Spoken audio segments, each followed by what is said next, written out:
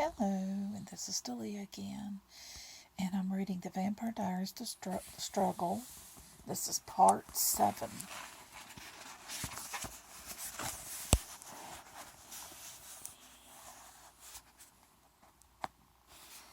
So it says that everything happened at once. Tyler was on the ground with Vicky's teeth snapping inches from his throat. Let's see. Elena, all quarrels forgotten, was trying to help Dick pull her off. Tyler was howling. The history room door was open and Lark was shouting, "Don't hurt her, be careful. It's epilepsy. We just need to get her lying down."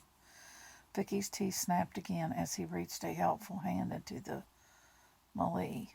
The slender girl was stronger than all of them together, and they were losing control of her. They were going to be able to hold her much longer. They weren't going to be able to hold her much longer. It was with intense relief that Elena heard a familiar voice at her shoulder. "Vicky, calm down. It's all right. Just relax now." With Stefan grasping Vicky's arm and talking to her soothingly, Elena dared to slacken her own grip, and it seemed at first that Stefan's strategy was working.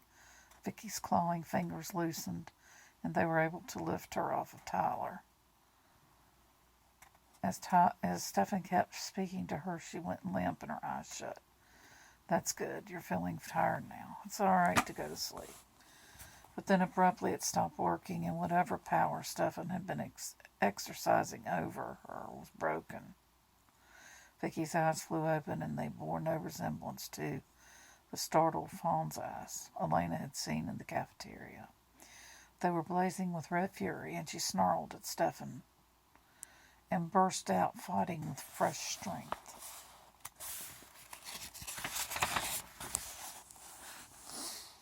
It took 5 or 6 of them to hold her down while somebody called the police. Elena stayed where she was, talking to Vicky, sometimes yelling at her until the police got there.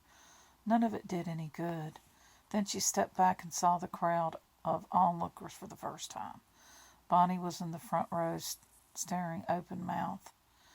So was Caroline. "What happened?" said Bonnie, as the officials carried Vicky away. Elena, panting gently, pushed a strand of hair out of her eyes. She went crazy and tried to undress Tyler.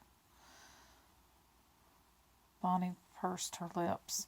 "Well, she'd have to be crazy to want to, wouldn't she?" And she threw a smirk over her shoulder directly at Caroline. All right, and I'll continue